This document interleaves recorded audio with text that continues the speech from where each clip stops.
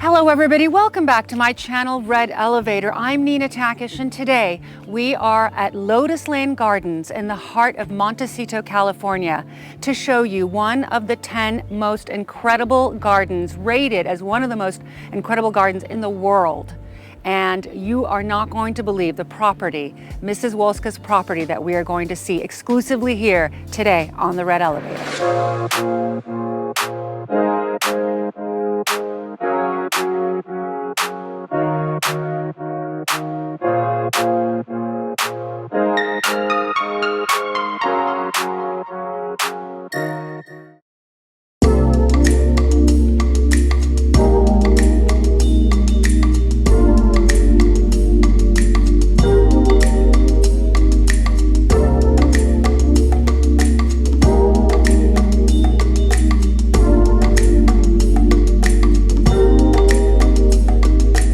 At the moment, I'm standing right in the heart of the topiary garden. In front of me is the private residence and what is the Roses Garden. This property is about 37 acres, and it was designed by architect Reginald Johnson back in 1915. So, as you can imagine, a lot has happened during these years, but the preservation of this property has been very important to the foundation and to this nonprofit. In 1915, the golden age of estates and gardens had just begun. And the architect Johnson, built a villa inspired by this Mediterranean vibe of Italian, Spanish, and French architecture. Madame Wolska acquired the property in 1941, and what she did is turned this into a sanctuary, a place where rejuvenation, tranquility, peace, and rebirth was important to her. It was a place to meditate. Madame Wolska was Polish, lived in France a majority of her life in a chateau, and called this her retreat. This is where she grew all kinds of beautiful plants and was a horticulturist in essence. And we are going to look at the name of this property, Lotusland. We're going to look at our Lotus Gardens, and make sure and stay tuned because we are going to then look at the residence itself. We are now standing in the middle of the Circus Topiary Garden along with the Zodiac clock.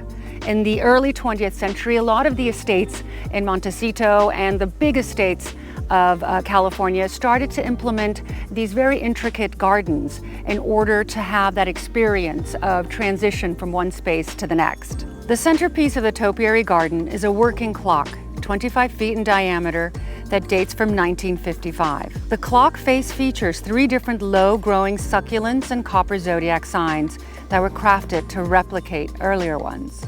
Make sure to stay to the very end because we will be featuring Madame Wolska's main private residence. We are now standing in the gorgeous garden theaters at this incredible estate, and what is really interesting about this particular garden is that it is literally a theater made of glass, Shakespearean style, and gargoyles at different ends of this theater where Madame Wolska would spend a lot of her time entertaining. Madame Wolska was always surrounded by people of the arts, whether it was fashion or interior designers. In fact, Cartier made beautiful one-of-a-kind pieces inspired by some of these gorgeous garden sculptures and even some of the beautiful plants that are surrounded here. She was a woman that was very empowering, a woman very much ahead of her time, especially in the era that she was born in. And so this is really a testament to her love of the arts, especially standing in the garden where she would entertain.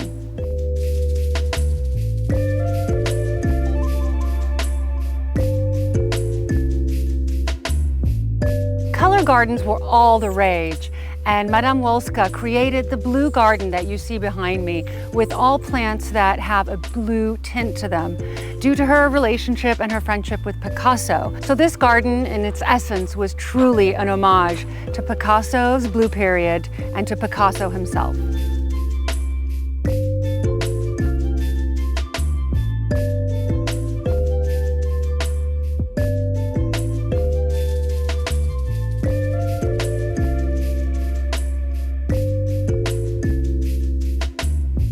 Here we are at the residence of Madame Wolska, a woman who really was different.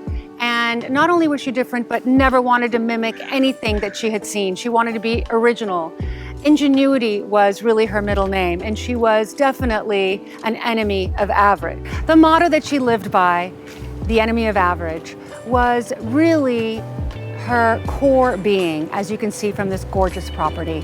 Everything that she stood for really represented ingenuity, originality, and doing things out of the box. In fact, she didn't even believe there was a box. If you look at the golden cactus mass plantings in the front of her home, you will notice that this was really the first of its kind.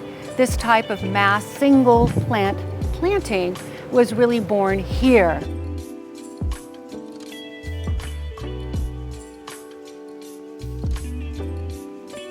The weeping euphorbia you see behind me is originally planted by Madame Wolska, and really an ode to what is a sculptural garden, an original piece, something different, and an ode to how much she loved to be part of nature.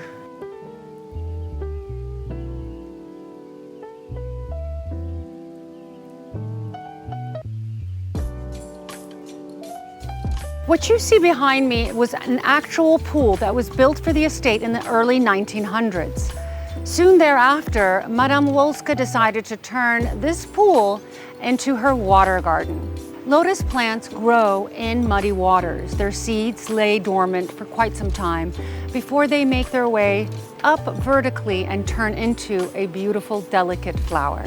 There's actually nothing more jaw-dropping than coming down the stairs from the private residence and stumbling upon what is probably one of the most beautiful scenes I have ever seen. This gorgeous lotus water garden, which flowers only between the months of May and September. And when these flowers are blooming, your heart literally stops. Madame Wolska especially enjoyed planting these gorgeous flowers because it symbolized rebirth, renewal, and transcendence, all of which were very important to her during her lifetime.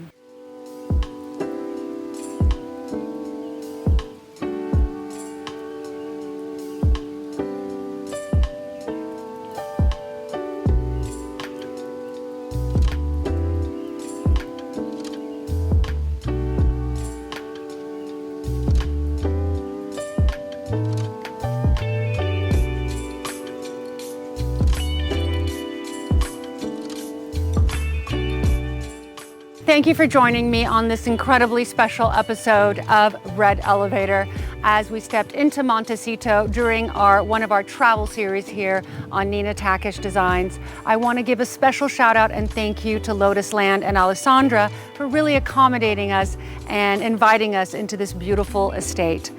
Please don't forget to subscribe below, give this video a thumbs up, and we will see you again on this channel next week.